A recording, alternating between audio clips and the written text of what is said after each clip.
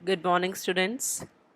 We will continue today with the chapter 15 in science, and we will do the topic crop production improvement. So last time जब we have done, we did about the crop variety improvement, जिसमें हमने ये देखा था कि हमें ऐसे कैसे क्या क्या फैक्टर्स चाहिए जिसकी वजह से या क्यों हम क्रॉप की वैरायटीज़ को इम्प्रूव करते हैं. And after that is about the crop production management, कि क्रॉप की जो प्रोडक्शन है वो हम कैसे बढ़ा सकते हैं. तो क्रॉप की प्रोडक्शन बढ़ाने के लिए सबसे पहला जो फैक्टर आता है वो आता है न्यूट्रिएंट्स, जिसमें मैंने आपको बताया था that there are the 16 nutrients in the plant, जिसको हमने क्लासीफाई किया था मैक्रो एंड माइक्रो न्यूट्रिएंट में. अब प्लांट्स को न्यूट्रिएंट प्रोवाइड करने के लिए जो सोर्स सबसे बड़ा माना जाता है that is about the manure and the fertilisers. So manure हमारा it contain almost all the essential nutrient which is required for the plant growth. और इसके अंदर काफ़ी लार्ज क्वांटिटी में ऑर्गेनिक मैटर होता है. सो ये कैसे प्रिपेयर किया जा सकता है? It can be prepare by the decomposition of the animal excreta and the plant waste. जितना भी प्लांट का वेस्ट या एनिमल का वेस्ट होता है, अगर हम उसको डिकम्पोज करें for the longer time, it will change into the manure. और ये जो मैन्योर होता है ये सॉइल की फर्टिलिटी को बढ़ा देता है, ये एनरिच कर देता है सॉइल को सारे न्यूट्रिएंट्स में, ऑर्गेनिक मैटर में, और उसकी फर्टिलिटी को बढ़ाता है. This also the manure also increase the water holding capacity, क्योंकि ये एक तरह का ऑर्गेनिक सब्सटेंस है. इसमें किसी भी सॉइल की वाटर की होल्डिंग की कैपेसिटी को बढ़ जाती है, वो पानी ज़्यादा एब्जर्व कर सकते हैं. Next is about the classification of manure. Classification is कि हम जितने भी मैन्योर हैं, जितनी भी ये अवेलेबल है, इनको हम किस तरह से डिवाइड कर सकते हैं. One is about the compost, other is vermi composting, and the last one is about the green manure. Compost हमारा होता है कि जिसमें हमने एग्रीकल्चर वेस्ट, और बहुत ही ईजिली आप अपने घर पे भी प्रिपेयर कर सकते हो इसको. जितना भी आपका एग्रीकल्चर वेस्ट है, वेजिटेबल वेस्ट है, एनिमल है वेस्ट, रिफ्यूज़ जो होता है, और ऑर्गेनिक वेस्ट जितना भी है, उसको आपने किसी एक पिट में डाल दिया, और उस पिट में डाल के उसको आपने काफ़ी टाइम तक के लिए उसको कवर करके छोड़ दिया. So what you see is कि आफ्टर 1 और 2 मंथ्स आप देखते हैं कि वो किस में चेंज हो जाएगा. It will get change into the compost. और ये जो कंपोस्ट है ये एक तरह का ऑर्गेनिक न्यूट्रिएंट हो जाएगा प्लांट्स के लिए, and it doesn't and will increase the fertility of the soil. Vermi composting is also done with the same method, बस इसमें यहाँ पर अर्थवॉर्म डाल दिए जाते हैं वर्मी कंपोस्टिंग में. स्पेशली रेड वॉर्म्स को डाला जाता है. और ये रेड वॉर्म्स को या अर्थवॉर्म को डालने से क्या होता है कि जो ये डिकम्पोजिशन का जो एक प्रोसेस होता है वो काफ़ी फास्ट हो जाता है. एंड बिकॉज अर्थवॉर्म क्या करते हैं, उस सारे ऑर्गेनिक मैटर पे वो फीड करता है, तो इस वजह से इसका जो डिकम्पोजिशन का जो प्रोसेस है वो काफ़ी तेज़ हो जाता है, and it helps. Next is about the green manure. Green manure में क्या किया जाता है कि क्रॉप के अंदर जो फील्ड्स होती हैं वहाँ पर हम लोग कुछ ऐसे प्लांट्स को ग्रो कर देते हैं जिनको पहले सो करते हैं उनको, फिर उसमें उनको क्या करा जाता है कि उनको प्लो करके उसको सॉइल के अंदर मल्च कर दिया जाता है. Mulch is mixing up. So it is done either with a hand, और it can be done by the using the tractors, जो कि आपके क्रॉप्स में काफ़ी हेल्पफुल रहते हैं, ईजिली हो जाता है उससे. तो ये सारे के सारे जो ग्रीन प्लांट्स हैं उनको मल्च कर देते हैं, सॉइल में दोबारा से मिक्स कर देते हैं. और मिक्स करने से क्या होगा कि आपकी जो सॉइल है वो आपकी एनरिच हो जाएगी काफ़ी, उसके अंदर फर्टिलिटी इंक्रीज़ हो जाती है, उसके अंदर काफ़ी नाइट्रोजन, ये जो न्यूट्रिएंट है ये बढ़ जाता है, नाइट्रोजन एंड फॉस्फोरस, जिस जो आपकी क्रॉप के लिए बहुत ही अच्छा एक न्यूट्रिएंट रहता है, और इससे आपकी जो क्रॉप की ग्रोथ है वो काफ़ी इम्प्रूव हो जाती है. Let's move on to the next, that is about the fertiliser. Fertiliser again आपका एक तरह का ऐसा न्यूट्रिएंट है जो कि हम प्लांट को प्रोवाइड करते हैं. लेकिन फर्टिलाइज़र ये है कि ये आपका you know that it is prepared in the laboratory, ये लैब में प्रिपेयर्ड है, और इसके अंदर सारे न्यूट्रिएंट्स नहीं होते, इसके अंदर नाइट्रोजन, फॉस्फोरस और पोटाशियम होता है. काफ़ी ज़्यादा यील्ड इंक्रीज़ करता है, ये हाई कॉस्ट फार्मिंग है, क्रिएट्स वाटर पोल्यूशन. यील्ड तो बहुत ज़्यादा बढ़ा देता है। अब ये बिकॉज़ लैब में प्रिपेयर्ड है, काफ़ी जल्दी ग्रोथ बढ़ाता है प्लांट की, तो obviously it is very high, cost इसकी काफ़ी ज़्यादा होती है, तो हर फार्मर इसको यूज़ नहीं कर पाता। नेक्स्ट इज़ ये वाटर पोल्यूशन भी क्रिएट करता है, क्योंकि अगर ज़्यादा पानी डाल देना या बारिश हो जाने से कई बार फर्टिलाइज़र जो हैं वो किसी भी पास के पॉन्ड में, लेक में चले जाते हैं, जिसकी वजह से कई बार यूट्रोफिकेशन हो जाता है. So all these things, it creates a water pollution. Now there are the short term benefits only. बहुत ज़्यादा फर्टिलाइज़र यूज़ करने से आपकी क्रॉप तो बहुत जल्दी ग्रो होगी, लेकिन ग्रेजुअली what will happen कि आपकी जो फर्टिलिटी ऑफ द सॉइल है वो हमेशा हमेशा के लिए ख़त्म हो जाती है. So it becomes very difficult. मतलब ये लॉन्ग टर्म के लिए बहुत ही ज़्यादा नुकसानदायक है, मतलब जो बहुत ही प्रॉब्लम क्रिएट करने वाला है ये. तो इसलिए इससे बेटर हम मैन्योर्स को भी मानते हैं. So now the next is about the difference between the manure and fertiliser. As I told you, ये एक ऑर्गेनिक है और ये इनऑर्गेनिक है, जिसको हमने कहाँ प्रिपेयर करा है, फैक्ट्रीज़ में या लैब्स में. और ये कभी भी आप फील्ड में प्रिपेयर करके कितना भी किसी भी अमाउंट में डाल सकते हैं मैन्योर, इसका कोई नुकसान नहीं होता है कभी भी. जबकि फर्टिलाइज़र आपको बहुत ही लिमिटेड अमाउंट में ही डालना होता है. ये ह्यूमस इंक्रीज़ कर देता है सॉइल में. मैन्योर बहुत ज़्यादा ह्यूमस इंक्रीज़ करता है सॉइल में, जबकि फर्टिलाइज़र ऐसा नहीं करता.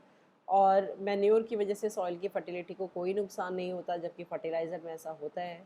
और मैन्योर के अंदर सारे प्लांट न्यूट्रिएंट्स होते हैं, जबकि फर्टिलाइज़र सिर्फ NPK, that is nitrogen, phosphorus and potassium में ही रिच होता है. Next is about the irrigation. अब इरीगेशन में there are the various methods कि हम प्लांट जनरली फार्मर जो है इंडिया में वो रेन पे पूरा डिपेंड होता है कि जब रेन होगी so then the crops will get the water. So in that case कई बार क्या होता है, पानी बहुत ज़्यादा बारिश हो जाती है, वो भी फ्लड का कंडीशन हो जाता है और आपकी फसल ख़राब हो जाती है, या फिर ड्रॉट का कंडीशन हो जाता है तो भी आपकी फसल ख़राब हो जाती है. और पहले जो मेथड था तो लोग वेल से, कैनल से, रिवर से, टैंक से, इन सब से पानी देते थे. लेकिन अब जो बहुत ही एक बेस्ट मेथड माना जाता है, that is the sprinkler and the drip irrigation. Because drip irrigation सबसे बेटर इसलिए भी है क्योंकि ये सीधा सिर्फ रूट्स में, वो भी ये ड्रिप में मतलब थोड़ा थोड़ा पानी जो है वो सिर्फ प्लांट के रूट में जाता है, तो वो प्लांट की रूट सीधा एब्जर्व कर लेती है और ये ग्रोथ काफ़ी अच्छी ग्रोथ इससे रहती है. दूसरा, इसमें पानी का वेस्टेज नहीं होता. अदरवाइज़ पहले जो मेथड्स होते थे, वेल, कैनल, रिवर, टैंक्स, उससे पानी का वेस्टेज बहुत हो जाता था.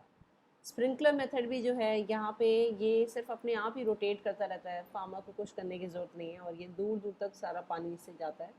और this is also one of the very good method because यहाँ पे भी पानी की जो वेस्टेज है वो थोड़ी कम होती है. But drip is better than the sprinkler also.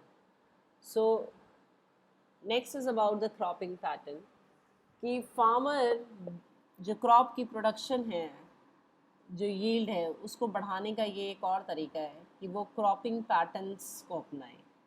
Cropping pattern में हमारे पास 3 तरीके के पैटर्न्स होते हैं, या तो मिक्स क्रॉपिंग है, या इंटर क्रॉपिंग है, या फिर क्रॉप रोटेशन है. मिक्स क्रॉपिंग में 2 या 2 से ज़्यादा क्रॉप्स को ग्रो कर दिया जाता है in the same piece of land, और ये रिड्यूस करता है. इससे क्या होता है कि अगर आपकी एक क्रॉप ख़राब भी हो गई तो दूसरी क्रॉप बचेगी, तो एक तरह से ये रिस्क जो है फार्मर के लिए वो रिड्यूस हो जाता है. और ये सम इंश्योरेंस देता है against the crop failure also, because farmer को ये रहता है हमेशा कि अगर एक क्रॉप ख़राब है तो दूसरी क्रॉप से वो फ़ायदा ले सकता है. Same is the with the inter cropping. यहाँ पर लेकिन एक डेफिनेट पैटर्न में ग्रो की जाती हैं और maximum utilisation of the nutrients. It prevent the diseases and the pest. और जब फार्मर ये ग्रो करता है क्रॉप, तो वो ये देखता है कि इन दोनों प्लांट्स की जो न्यूट्रिएंट की रिक्वायरमेंट है वो अलग होनी चाहिए. जैसे अगर आपने कोई एक लेग्यूमिनस प्लांट लगा दिया तो लेग्यूम और एक वीट लगा दिया, तो लेग्यूमिनस प्लांट को तो प्रोटीन की ज़रूरत ही नहीं है, और वीट सारा प्रोटीन जो है वो फील्ड से वो वीट के लिए अवेलेबल हो जाएगा, क्योंकि लेग्यूमिनस प्लांट के रूट नोडल्स में नाइट्रोजन जो है वो अपने आप, नाइट्रोजन फिक्सिंग बैक्टीरिया अपने आप ही ब्रेक डाउन कर देता है सारे, उसको ईजिली प्रोटीन्स मिल जाता है. So next is about the, तो यहाँ पर नाइट्रोजन की जो रिक्वायरमेंट है वो वीट को होगी, लेकिन लेग्यूमिनस प्लांट को नहीं होगी. तो इस तरीके से जो इनकी न्यूट्रिएंट की रिक्वायरमेंट है उसको देखते हुए फार्मर ये मिक्स क्रॉपिंग, इंटर क्रॉपिंग करता है. दूसरा एक और है क्रॉप रोटेशन, उसमें एक ही सीज़न में आपकी 2 या 3 क्रॉप को ग्रो कर दिया जाता है, so that it can within a 1 year only the crop the farmer can have the more benefit. Let's move on to the next is about the crop protection management. Crop protection में ये last एक तरीका है कि अगर आप crop की yield तो बढ़ा रहे हो, आपको क्या क्या इम्प्रूव करना था. हमने सबसे पहले क्रॉप वैरायटी को इम्प्रूव करा, और उसके बाद हमने क्रॉप प्रोडक्शन को बढ़ाया. लेकिन अब अगर हमारी प्रोडक्शन भी बढ़ गई है लेकिन उसमें अगर कीड़े लग गए, पेस्ट लग गए, तो हमारी सारी की सारी क्रॉप ख़राब हो जाएगी. तो हमें क्रॉप को बचाना बहुत ज़रूरी है. प्रोटेक्शन किस किस से बचाना है, कुछ इस तरीके के वीड प्लांट के साथ ग्रो हो जाते हैं. तो ये फार्मर कई बार हाथों से, हमेशा आप देखेंगे कि क्रॉप्स में जो फील्ड है आपका, वहाँ पे क्रॉप के पास अगर कुछ भी ऐसा वीड ग्रो होता है तो उसको हाथों से मतलब निकालते रहते हैं. So this is weeds. Weed क्या है, एक तरह का अनवांटेड प्लांट है. ये प्लांट के साथ ग्रो हो जाता है और उसके सारे न्यूट्रिएंट, सनलाइट, सब कुछ अपनी तरफ या एब्जर्व करता रहता है. तो उससे इस जो पर्टिकुलर हमारा क्रॉप प्लांट है उसकी जो हेल्थ है, या आप ये कहिए कि उसका जो न्यूट्रिएंट रिक्वायरमेंट है, वो सब कुछ कम होता चला जाएगा. Because weed will grow more, it is taking the more nutrients from the soil and it is taking the advantage. So these are the unwanted plants cultivated in the field, और ये अपने आप कल्टिवेट हो जाते हैं, इसको कोई उगाता नहीं है, अपने आप ही ग्रो हो जाते हैं. For example xanthium and parthenium. Parthenium is a kind of the grass. ये जो आप घास देखते हैं ये प्रैंथियम है. Next is pest attack plant and effects its health. कुछ ऐसे पेस्ट हैं जो आपके क्रॉप प्लांट में लग जाते हैं, कीड़े कुछ ऐसे, और वो उसकी रूट, स्टेम, लीफ में हमेशा they can bore into the stem and the fruits. ये कैसा होता है कि bore into the root and stems, कि ये यहाँ पर इनकी स्टेम्स में, इनकी रूट में एक होल सा क्रिएट कर देते हैं. So this is also this is attacked by the pest. और अगर डिजीज़ होती है तो वो आप देखेंगे कि ये किसी पैथोजन के द्वारा होती है. फॉर एग्ज़ाम्पल आपको बताया था मैंने, पैथोजन्स जैसे आपके बैक्टीरिया, फंजाई, वायरस, ये जो डिजीज़ कॉजिंग माइक्रो ऑर्गेनिज्म होते हैं, ये आपकी प्लांट पे, क्रॉप पे अटैक करेंगे. और ये किस तरीके से क्रॉप तक जाते हैं, बाय द सॉइल. सॉइल के अंदर क्या पता डिजीज़ हो कोई पहले वाली क्रॉप से, या वाटर से, या एयर से, और फिर ये आपकी पूरी क्रॉप को एक तरह से डिस्ट्रॉय करते हैं. सो आपको क्रॉप को आपको प्रिजर्व भी करना है, प्रोटेक्ट करना है आपकी क्रॉप को by the paste, weed and the disease. और उसके बाद जब आप स्टोरेज करते हैं तो आपको इस तरीके से स्टोरेज करना है कि आप ऐसे रूम में रखें जहाँ पे प्रॉपर सनलाइट आए, वो उस रूम में ह्यूमिडिटी ना हो, मॉइस्चर ना हो, नहीं तो आपकी जो क्रॉप है वो सारी की सारी रॉट हो जाएगी या सड़ जाएगी, ख़राब हो जाएगी. So looking after all these factors, farmer can increase its production of the crop. So thank you students for today, and next class will be about the animal husbandry.